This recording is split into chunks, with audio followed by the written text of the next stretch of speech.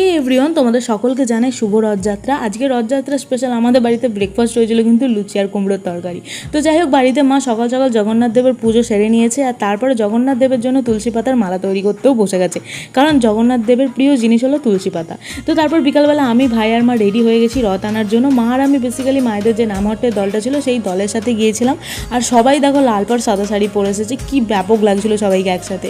তো যাই হোক, তো তারপর আমরা তুলসী মহারানীকে নিয়ে মহামন্ত্র এবং জগন্নাথ দেবের স্বাগতমের গান করতে করতে চলে গেলাম জগন্নাথ দেবকে তার মাসির বাড়ি নিয়ে আসার জন্য। আর তোমাদের আর একটা কথা বলে রাখি, আমাদের পাশের গ্রামে জগন্নাথ দেব থাকেন, আর মাসির বাড়িটি হলো আমাদের গ্রামে। তো আমরা খুব আনন্দ করে মজা করে নিয়ে এসেছি জগন্নাথ দেবকে। তো যাই হোক, তো আজকের ভিডিওটাও আমি এই পর্যন্তই রাখছি। আমার রথযাত্রা এইভাবেই কাটলো, আর অনেক বছর পরে আমি রথের দড়ি টানলাম।